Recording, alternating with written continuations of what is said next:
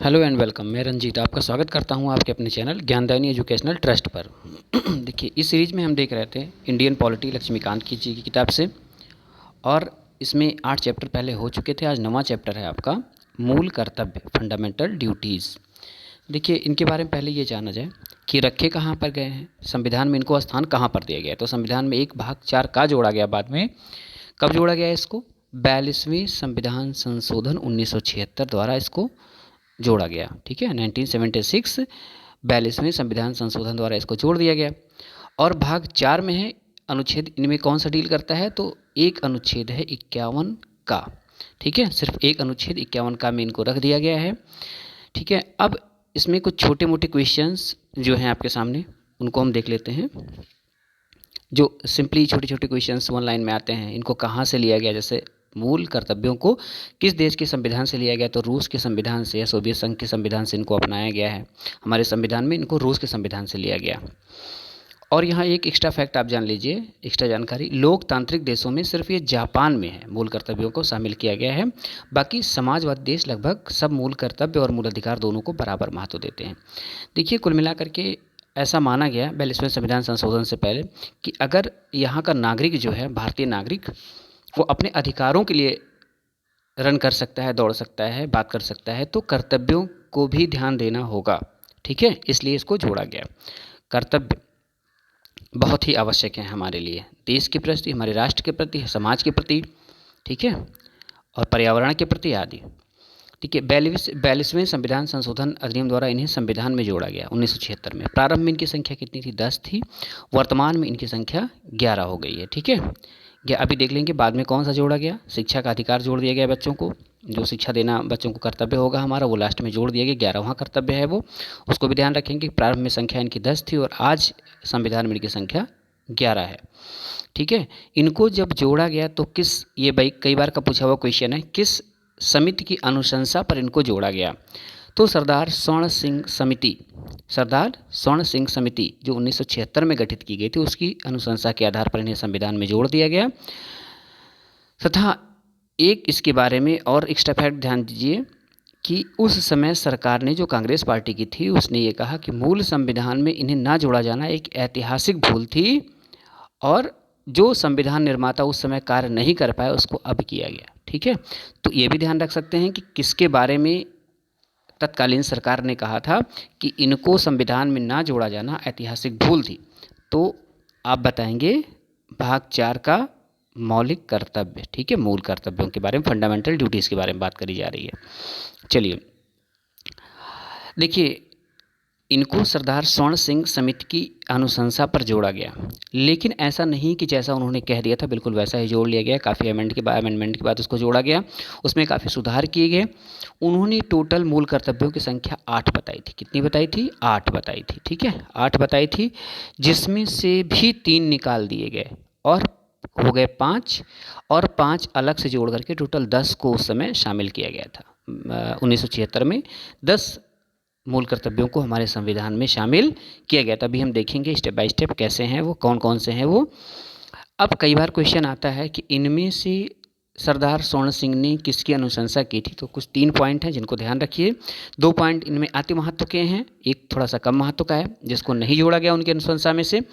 तो उसमें ये कहा गया था कि यदि कोई व्यक्ति अपने मूल कर्तव्यों को नहीं निभाता है, उनका निर्वहन नहीं करता, उनकी तरफ ध्यान नहीं देता है, तो संसद को अधिकार दिया जाए कि उस व्यक्ति पर जुर्माना, सजा या फिर दोनों आरोपित कर दे। तो ये पहला वाला है, संसद किसी व्यक्ति पर जुर्माना या सजा आरोपित कर सकती है यदि वह मूल कर्तव्यों का पालन ना करे।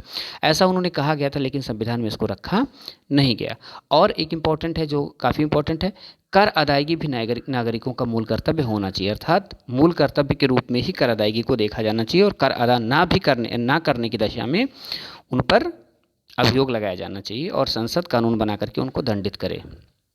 तो ये दोनों प्रमुख थे, और एक थोड़ा सा गैर प्रमुख है। मूल अधिकारों को लागू करने के आधार या मूल कर्तव्यों, मूल जैसे मूल अधिकारों को लागू करने के आधार या मूल कर्तव्यों के अरुचिकर होने के आधार पर कोई भी कानून इस तरह का अर्थदंड या सजा का प्रावधान अदालत द्वारा नहीं करेगा, ये भी उनके द्वारा कहा गया था। ठीक है, तो 2 बातें जरूर ध्यान रखिएगा कि यदि कोई मूल कर्तव्यों को ना वहन करे, निर्वहन ना करे, तो उस पर सजा लग सकती है संसद के द्वारा। और दूसरा है कर अदायगी भी नागरिकों का मूल कर्तव्य होना चाहिए। सरदार स्वर्ण सिंह समिति की अनुशंसा में ये भी शामिल थे जिनको कि मूल कर्तव्यों के पार्ट में जोड़ा नहीं गया, ठीक है, इनको हटा दिया गया था। चलिए अब देख लेते हैं कि मूल कर्तव्य अनुच्छेद 51 का में कौन कौन से रखे गए हैं, जो वर्तमान स्थिति इनकी क्या है, उनको एक बार सरसरी निगाह से पढ़ लेते हैं। वैसे कई बार आपकी परीक्षाओं में क्वेश्चन पूछा जाता है कि इनमें से कौन कौन सा 1 2 3 4 देकर के कौन कौन सा मूल कर्तव्यों की श्रेणी में शामिल है, यह संविधान मूल कर्तव्य के रूप में किस किसको आरोपित या आदेशित करता है। तो देख लेते हैं इनको, आप एक बार ठीक से देखिएगा, 2 बार देखिएगा, निश्चित तौर पर ही आपको याद हो जाएगा, ये ज़्यादा इसमें पजल होने की आवश्यकता नहीं है। चलिए, संविधान का पालन करें और उसके आदर्शों, संस्थाओं और राष्ट्रध्वज और राष्ट्रगान का आदर करें, ठीक है। अर्थात संविधान में जो भी आदर्श दर्शाए गए हैं, संस्थाएं दर्शाई गई हैं, राष्ट्रध्वज, राष्ट्रगान आदि का आदर और सम्मान करें, ये पहला हो गया। दूसरा है, स्वतंत्रता के लिए हमारे राष्ट्रीय आंदोलन को प्रेरित करने वाले उच्च आदर्शों को हृदय में संजोएं और उनका पालन करें। अर्थात ये देखना है कि किन आधारों पर हमको स्वतंत्रता मिली थी और उन आदर्शों को अभी अपने हृदय में जीवित रखें। तीसरा है, भारत की संप्रभुता, एकता और अखंडता की रक्षा करें और उसे अक्षुण्ण रखें। तो ये तीसरा हो गया, भारत की एकता, अखंडता की रक्षा करना, ठीक है। नेक्स्ट चौथा है, देश की रक्षा करें और आह्वान किए जाने पर राष्ट्र की सेवा करें। अर्थात नागरिकों का मूल कर्तव्य होगा कि जब भी आह्वान किया जाए तो राष्ट्र की सेवा में वो तत्पर पाए जाएं।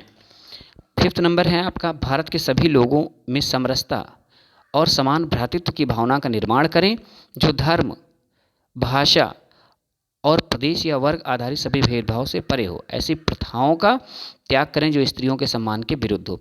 तो कई बार क्वेश्चन पूछा जाता है कि इसमें से किनके सम्मान की या किनके गरिमा की रक्षा के लिए मूल कर्तव्यों में बताया गया है, बालकों के, बुजुर्गों के, स्त्रियों के, तो आप क्या कहेंगे, स्त्रियों के सम्मान की रक्षा मूल कर्तव्य बताया गया है, ठीक है।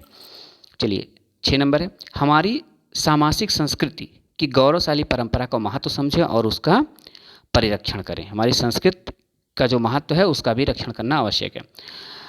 प्राकृतिक पर्यावरण जिसके अंतर्गत वन, झील, नदी और वन्य जीव हैं, रक्षा करें और उनका संवर्धन करें तथा प्राणी मात्र के प्रति दया भाव रखें, ठीक है। तो ये राज्य के मूल कर्तव्यों में भी है। राज्य के मूल कर्तव्य कौन होते हैं, नीति निर्देशक तत्व, और नागरिकों के मूल कर्तव्य में भी इनको स्थान दिया गया है। चलिए, वैज्ञानिक दृष्टिकोण, मानववाद और ज्ञानार्जन तथा सुधार की भावना का विकास करें। वैज्ञानिक दृष्टिकोण अपनाएं, ये भी सही है। रूढ़िवादिता का परित्याग ये कहा जा सकता है। सार्वजनिक संपत्ति को सुरक्षित रखें और हिंसा से दूर रहें, ये भी कहा गया है। व्यक्तिगत और सामूहिक गतिविधियों के सभी क्षेत्रों में उत्कर्ष की ओर बढ़ने का सतत प्रयास करें, जिससे राष्ट्र निरंतर बढ़ते हुए प्रयत्न और उपलब्धि की नई ऊंचाइयों को छू सके, ठीक है। और नेक्स्ट जो लास्ट में जोड़ा गया है वो कब जोड़ा गया,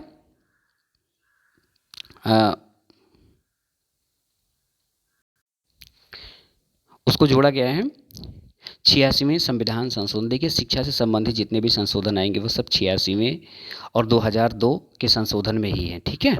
तो 6 से 14 वर्ष तक की उम्र के बीच अपने बच्चों की शिक्षा के लिए अवसर उपलब्ध कराएंगे, ठीक है। अर्थात प्रत्येक नागरिक का कर्तव्य होगा कि वो बच्चे का किसी का पिता है, माता है या गार्जियन है और वो बच्चा 6 से 14 वर्ष के बीच है तो उसकी शिक्षा का प्रबंध करेगा, ठीक है। ये इतने हमारे 11 मूल कर्तव्य बताए गए हैं संविधान में। और मूल कर्तव्यों की कुछ विशेषताएं हैं, ठीक है। मूल कर्तव्यों की कुछ विशेषताएं हैं जिनके बारे में भी हम ध्यान करेंगे, यहाँ पर उनको ध्यान देंगे। देखिए, कुछ नैतिक हैं तथा कुछ नागरिक हैं। इसमें से कुछ नागरिक कर्तव्य हैं, कुछ नैतिक। देखिए, नैतिक कर्तव्य क्या होते हैं, नागरिक कर्तव्य क्या होते हैं। जैसे स्वतंत्रता संग्राम के उच्च आदर्शों का सम्मान, राष्ट्रध्वज का सम्मान आदि, ये सब नैतिक बताया गया है, ठीक है।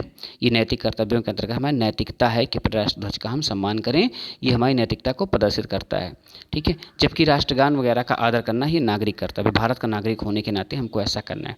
देखिए, भारतीय जीवन पद्धति के प्रदर्शक हैं। हमारी भारत की जो जीवन पद्धति है जिसमें कि हाँ, जो हमारी संस्कृति को परिलक्षित करते हैं उनको ये दिखाते हैं, ठीक है। हमारे जो मूल कर्तव्य हैं उनसे इसका प्रदर्शन होता है। ये सिर्फ नागरिकों के लिए, इसको विशेष तौर पे विधिवत ध्यान रखिएगा। मूल अधिकारों में से कुछ नागरिकों के लिए हैं, कुछ विदेशी नागरिकों दोनों के लिए हैं, ठीक है। जबकि मूल कर्तव्य सिर्फ और सिर्फ नागरिकों पर लागू होते हैं, किसी भी विदेशी पर ये लागू हम नहीं कर सकते हैं।